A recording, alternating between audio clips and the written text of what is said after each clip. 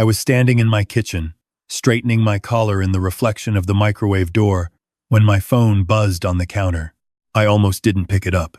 It was a Saturday morning in October, and I had exactly 45 minutes before I needed to be across town at my daughter's house for my granddaughter Emma's 7th birthday party.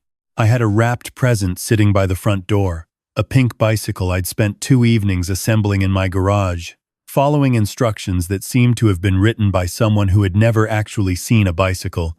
My late wife Carol would have laughed at me. She always said I had the patience of a saint right up until I didn't. The name on my phone screen stopped me. Frank DeLuca. Frank was a private investigator I had hired 9 weeks earlier. I want to be clear about something. I am not a suspicious man by nature. I spent 31 years as a licensed electrician in Columbus, Ohio. I raised 2 children mostly on my own after Carol passed from cancer 6 years ago. I go to church on Sundays. I coach a youth baseball team on Saturday mornings in the spring, and I mind my business. I am 64 years old, and I have never once hired a private investigator in my life before that September. But something had been wrong. I felt it the way you feel a loose wire inside a wall before you ever open it up. You can't see it, you can't prove it, but you know something in there is going to burn the house down eventually. I picked up the phone. "Frank," I said. "Mr. Callahan." His voice was flat in a way that made my chest tighten. Frank DeLuca was not a man who wasted energy on tone. In 9 weeks, I'd learned that when he sounded flat like that, it meant the news wasn't good. "I need you to hear what I'm about to tell you before you go anywhere today." I sat down at the kitchen table. I want to back up, because for any of this to make sense, you need to understand who Marcus Webb is, and more importantly, who he presented himself to be. My daughter Diane met Marcus at a fundraiser for the Children's Hospital here in Columbus 8 years ago. He was 36 at the time, handsome, well-dressed, working as a financial advisor for a private wealth management firm downtown. He was charming in that easy, frictionless way that some men have the kind of charming that costs them nothing because they've been doing it their whole lives without thinking. He knew how to talk to older people. He asked me questions about my work, remembered the answers, brought them up later. He sent flowers to Diane on random Tuesdays for no reason. He cried at their wedding, which I noticed, and which Carol, who was still alive then and sitting next to me, whispered was a very good sign. I wanted to believe her. I tried. But there were small things I filed away without meaning to. The way he changed the subject whenever money came up, not anxiously, but smoothly, like a man who had practiced the redirect. The way he always seemed to be just about to close a big deal that would explain why they were tighter on cash than they should have been, given what he claimed to earn. The way he spoke about his own family, a sister in Portland he never visited, parents he described as distant with just a little too much rehearsed sadness, as though he had written the explanation once and memorized it. After Carol died, Diane was on my bank account as a secondary holder. It was practical. I was 61, I'd just lost my wife, and Diane wanted to be able to help manage things if my health declined. I didn't mind. I trusted her completely. I still do. What I noticed in August, while reviewing statements online on a Tuesday evening when I couldn't sleep, was a series of transfers I didn't recognize. Not large. That was the thing. They were small enough to miss $140 here, $260 there, pulled from my checking account to an external account I didn't recognize. Over 18 months, they totaled just over $4,000. It wasn't nothing. But it was the kind of nothing that was designed to look like nothing. I didn't tell Diane. I want to be careful here, because some of you might wonder why. The answer is that I didn't know yet what I was looking at. I didn't want to accuse my daughter of something she may have known nothing about. And if Marcus was involved, I needed to know what I was dealing with before I walked into that conversation blind. So I called Frank DeLuca. A friend from my church had used him once in a business dispute and trusted him completely. Frank had been working the case for 9 weeks when he called me that Saturday morning. "Talk to me," I said. "I need you to understand that what I'm about to tell you is verified," Frank said. "I wouldn't call you an hour before your granddaughter's birthday party if it wasn't." I remember looking at the pink bicycle by the front door while he talked. I remember the October light coming through the kitchen window. I remember thinking, with the strange clarity you get in moments like that Carol would have known. She always knew before I did. Frank told me that Marcus Webb was not who he said he was. His real name was Marcus Wendell Briggs. He had grown up in Akron, not Cincinnati as he'd always claimed. He had a prior conviction for fraud in the state of Michigan from 15 years ago, a charge related to falsified investment documents that he had served 18 months for before his record was partially expunged. The wealth management firm he worked for had terminated him quietly 14 months ago following an internal audit. He had not told Diane. He had been leaving the house every morning as though he still had a job, but that was not the part that made me grip the edge of the kitchen table. Frank told me that Marcus had, over the past 11 months, been systematically liquidating a college savings account that Diane and I had set up jointly for the children for Emma and her older brother, my 9-year-old grandson Tyler. The account was in both Diane and Marcus's names, which meant he had legal access to it.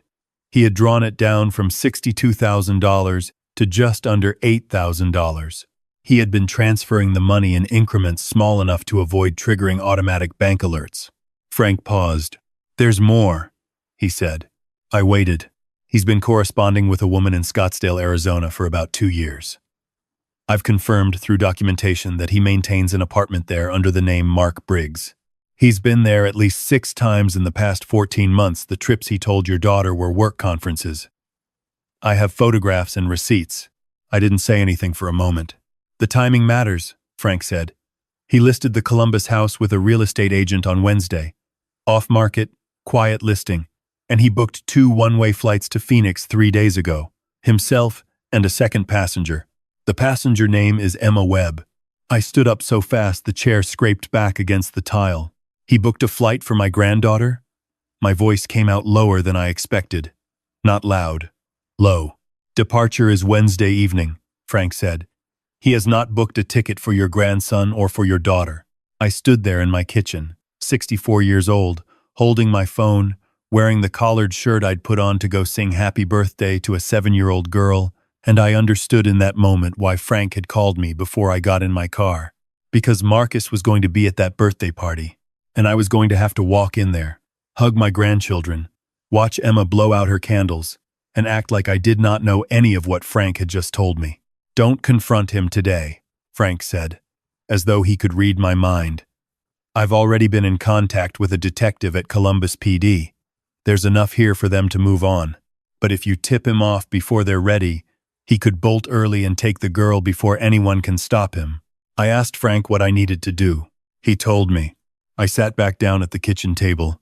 I sat there for probably 5 minutes, which is a long time to sit still when everything in you is screaming to move, to act, to get in the car and drive 90 miles an hour to my daughter's house and drag that man out into the front yard by his collar. I breathed.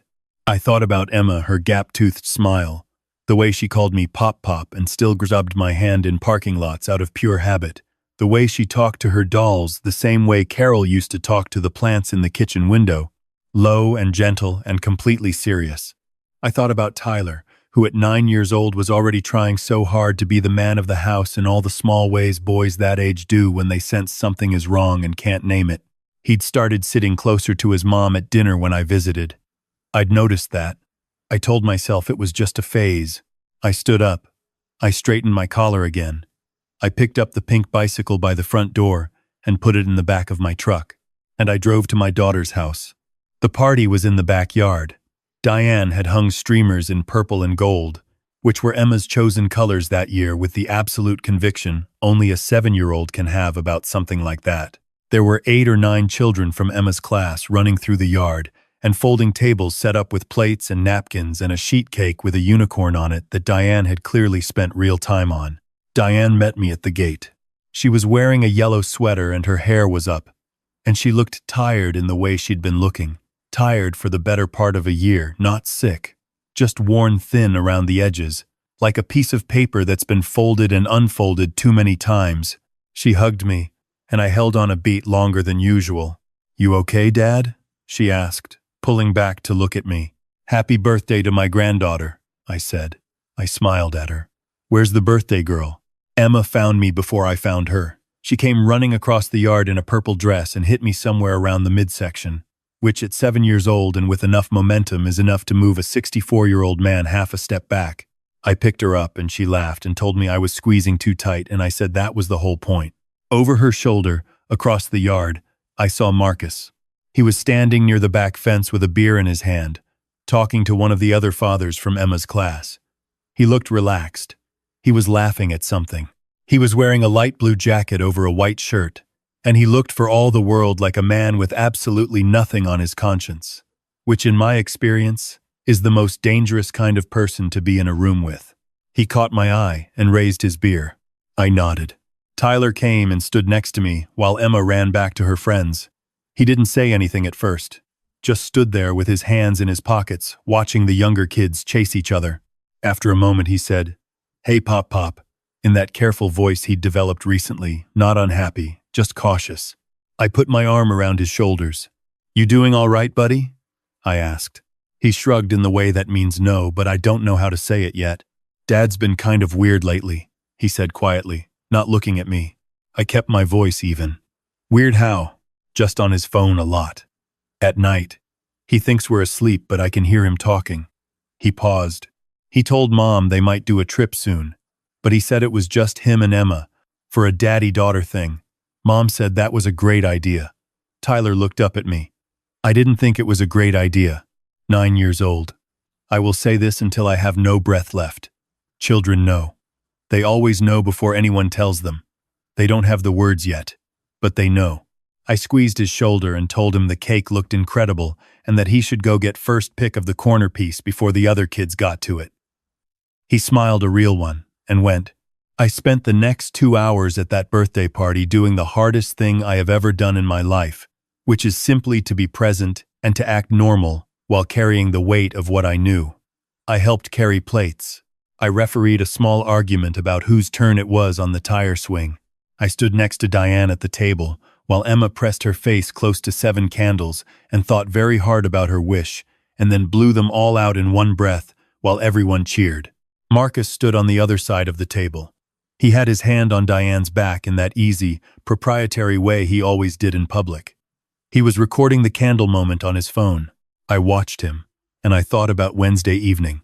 I thought about a 7-year-old girl in a window seat on a flight to Phoenix, probably told it was an adventure, probably told that Mommy would meet them there. I thought about how far $8,000 in a college savings account gets 2 people after a man walks away from his family. I thought about what Frank had said. Don't tip him off. I kept my mouth shut. After the party, after the kids were worn out and the other families had gone home and Emma was inside watching cartoons with Tyler in her birthday dress with a smear of unicorn frosting on her chin, I found an excuse to stay behind while Marcus brought folding chairs into the garage. I followed him in. He was stacking chairs against the wall. He turned around when he heard me. And for just a fraction of a second, a fraction so small I might have imagined it, something moved behind his eyes. Then the smile came back. "Good party," he said. "It was," I said. I leaned against the doorframe. "She's getting big." "She is." He turned back to the chairs. "They grow up too fast." I watched him. This man who had sat across my dinner table for 8 years. This man who had held my daughter's hand at Carol's funeral. This man who had stood up in a church in front of God and everyone I loved and made a promise in a voice that sounded completely real. "Marcus," I said. He turned. "Make sure you take good care of my daughter." I paused. "And both of my grandchildren." He looked at me for a moment. Something shifted behind his eyes again, just barely. "Of course," he said. "Always." I nodded. I went back inside. Sunday morning I was in church by 8:30. Sunday afternoon I was on the phone with Frank. Then with the detective, Frank had connected me to a woman named Detective Sharon Price at Columbus PD, calm and methodical and not unkind. I walked her through everything. She told me what she needed and when. She told me that Wednesday was already on her radar. Monday, I made one of the hardest phone calls of my life. I called Diane. I want to be careful about how I describe this, because it isn't mine to tell fully. I can only tell you what it is to be a father who loves his daughter and who has to sit across from her, in her kitchen, over 2 cups of coffee that get cold because neither of you drinks them, and watch her face while the world she has been living in for 8 years reorganizes itself into something completely different. I can tell you that she was very still. I can tell you that she asked me twice if I was sure, not because she doubted me, but because she needed a moment to stand at the edge of it before she stepped in. I told her I was sure. I showed her what Frank had documented. I told her about the flights. She put her hands flat on the kitchen table, and she breathed for a moment. Then she asked me one question. Is Emma safe right now? I told her that Detective Price was handling it, and that Emma was not going anywhere. She nodded. She sat up straight. And then, with a composure that I want to say came directly from her mother, she started asking practical questions. What did she need to do? What did she need to sign? Who did she need to call? That is my daughter. That has always been my daughter. Tuesday morning, Marcus left for work as usual. He kissed Diane on the cheek. He told Emma he'd see her Wednesday for their special trip and winked at her like it was a wonderful secret. He tousled Tyler's hair. He went out to his car. He did not go to work.